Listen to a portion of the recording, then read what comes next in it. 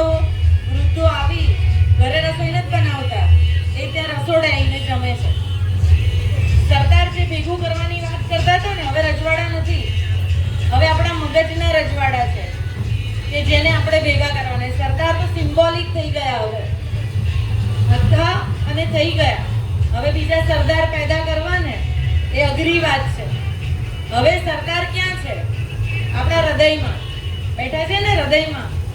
અને પટેલ, આપણે પટેલ સમાજ કહીએ તો પોલીસ પટેલ કહેવાતા. એમાં જ્ઞાતિ નહોતી, એમાં સ્વભાવ હતો કે કોઈ બી જ્ઞાતિનો વ્યક્તિ સેવા કરે, હૂંફ આપે, કોઈના માટે ઊભો રહે તો એને પોલીસ પટેલ ગણાતો. એમાં જ્ઞાતિ નહોતી ગણાતી. આપણે તો પટેલની લઈને પટેલ બની ગયા, પણ એ જ્ઞાતિ નહોતી ગણાતી. આ શું ગણાતું હતું? સ્વભાવ. અને એ હૃદયમાં આપણે સરદારને જ્યાં સુધી હૃદયમાં નહીં બેસાડીએ ને ત્યાં સુધી આપણે એમને સમજી નહીં શકીએ. કોઈના માટે ઊભા રહેવું, કોઈના માટે સેવા કરવી. સૌથી પહેલા જ્યારે સરદાર ગાંધીજીને મળ્યા, અને જ્યારે ગાંધીજીને મળ્યા ત્યારે સરદાર બહુ ફેન્સી હતા. સરદાર પાસે અઢળક પૈસા હતા. એ પોતે એડવોકેટ હતા, ભણેલા હતા. અને એમણે ગાંધીજીની સાદગી જોઈ, એમને દેશ માટેની એમની દાદ જોઈએ ગાંધીજી જોડે રહીને. અને સરદારે બધું છોડી દીધું, બધું દેશને આપી દીધું, બધું સમાજને આપી દીધું. એમણે બધાને ભેગા રાખ્યા.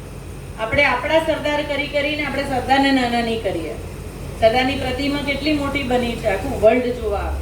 અને એનું પ્રાઉડ આપણને, એનું અભિમાન હોવું જોઈએ એક પટેલ તરીકે, એક આપણા ગુજરાતી તરીકે. હું એવું માનું છું આપણા ગુજરાતી તરીકેનું બી પ્રાઉડ હોવું જોઈએ. એક એવો ગુજરાતી પાક્યો કે જે ક્યાં જઈને બેઠો છે કે આખા વર્લ્ડમાં મોટામાં મોટું સ્ટેચ્યુ એનું બન્યું. એટલે એ સ્ટ્રેચર છે. એ સરદારને હૃદયમાં રાખીને જીવજો. કિરીટભાઈ બોલ્યા ત્યારે 100% આપણે જો ઇલેક્શન વખતે જો છૂટા પડતા હોઈએ ને તો આનું અનાવરણ કોઈ કામનું નથી. ઇલેક્શન વખતે આપણે છૂટા પડતા હોઈએ, આપણે સંકલન કરીને એક ઉમેદવાર ના જીતાડી શકતા હોઈએ, કે એક સાથે જો જોડે ના રહી શકતા હોઈએ ને, તો એ સરદારને આપણે હૃદયમાં નથી બેસાડ્યો. હંમેશા ભાગલા કરવા અને રાજ કરવું એ તો અંગ્રેજોની નીતિ રહી છે, એ આપણા દેશની નીતિ નથી રહી. તો એ રાજકારણમાંથી રાજનીતિ તરફ આપણે કેવી રીતે જઈએ? હું એવું નહીં કહું કે બહુ મોટા રાજકારણની વાત જ છોડી દો. આપણે ગામના જ રાજકારણની વાત કરીએ, આપણા અંદર પડેલા રાજકારણની વાત કરીએ, આપણા ઘરમાં પડેલા રાજકારણની વાત કરીએ, તો એને આગળ લઈને જઈ શકીશું. એટલે તમારું ગામ કેટલું સુંદર ગામ છે. પહેલા તો તમને બધાને વિચાર આવ્યો, એ જ બહુ મોટી વાત છે. એ સૌથી પહેલું પગલું કે તમે સરદારને સાક્ષીમાં રાખ્યા. એટલે એ તો એ બહુ મોટું કામ કર્યું કે તમે અહીંયા પ્રતિમા મૂકી. બીજું કે આપણે સંગઠન કેવી રીતે સારું કરી શકીએ, ગામ માટે મારું ઘર, એ ભાવના કેવી રીતે તમે ઊભું કરી શકીએ. કારણ કે સરદારના દિલમાં તો મારો દેશ, મારું ભારત, મારું ઇન્ડિયા, એટલે ભેગું કરી શકાય. તો મારું ગઢ કેવી રીતે બને? અહીંયા અમે બધા બેસીને કહીશું કે તમે અહીંયા જોડાઓ, તમે અહીંયા જોડાઓ, તમે અહીંયા જોડાઓ. ખાલી ગઢ ગામ એકબીજા સાથે જોડાય ને તો બી બહુ મોટું કામ થશે. અને અમારા જેવા જેને ખાલી સેવા કરવી છે એ સીધા તમારી સાથે જોડાઈ શકશે. અહીંયાથી તમે કહેશો કે અમને સજીવ ખેતી શીખવાડો તો અમે રેડી. અહીંયા કોઈ દીકરીઓ એમ કહેશે કે અમને આ સ્કિલ ટ્રેનિંગ કરવી છે તો અમે રેડી. અહીંયા વૃદ્ધો એમ કહેશે કે અયોધ્યા દર્શન કરવા જવું છે, બનારસ દર્શન કરવા જવું છે, રેડી. અહીંયા બાળકો માટે તમે કોઈ બી સ્પર્ધાઓ રાખશો તો અમે તમે 100% મદદમાં આવશું. અને આ બધા ક્રિએટિવ કામ કરવા માટે આપણે ભેગા થઈએ, કારણ કે હવે એની જરૂરિયાત છે. આંદોલન આપણે કર્યા, આંદોલનના સમયે આંદોલન હોય, પણ આંદોલન પતે પછી સેવા જ હોય.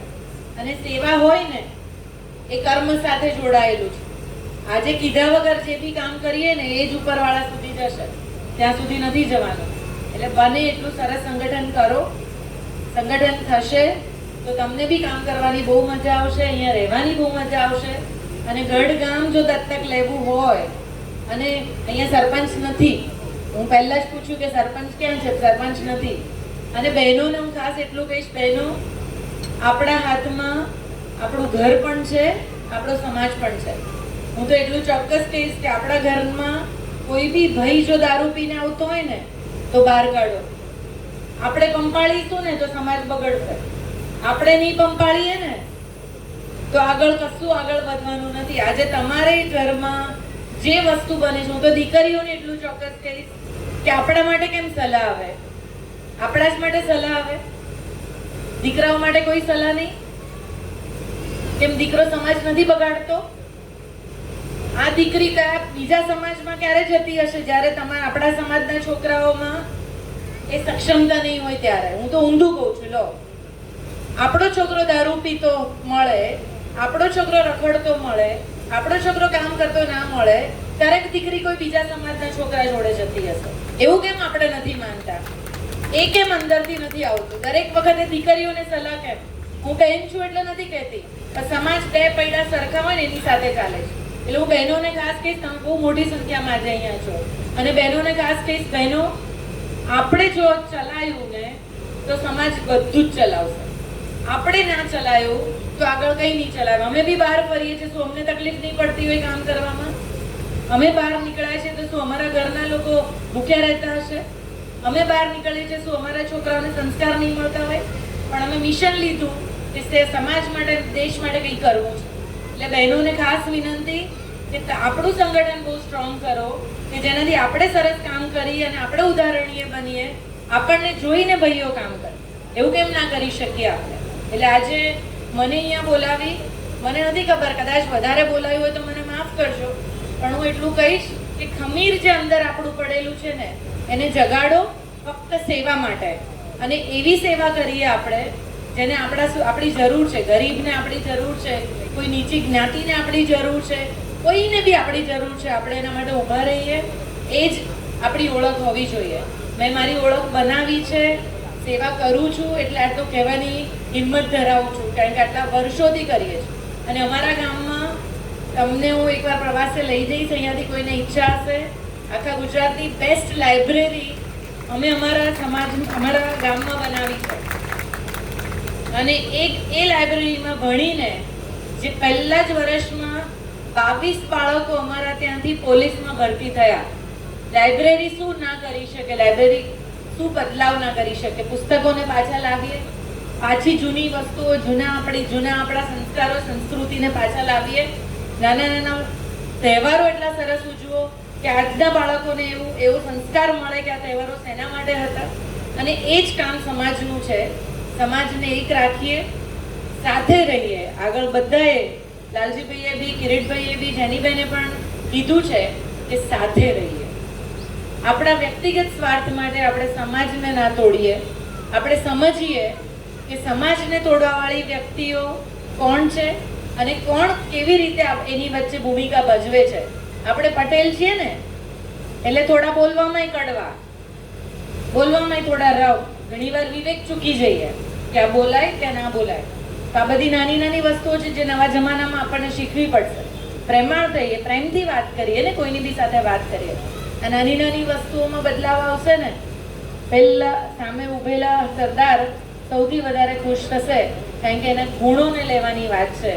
પ્રતિમા તો ખાલી આપણને યાદ કરશે, પણ એની અંદર પડેલા ગુણો, એની અંદર પડેલું જે હૃદય છે ને, એ હૃદય આપણા સુધી પહોંચે એવી શુભકામના.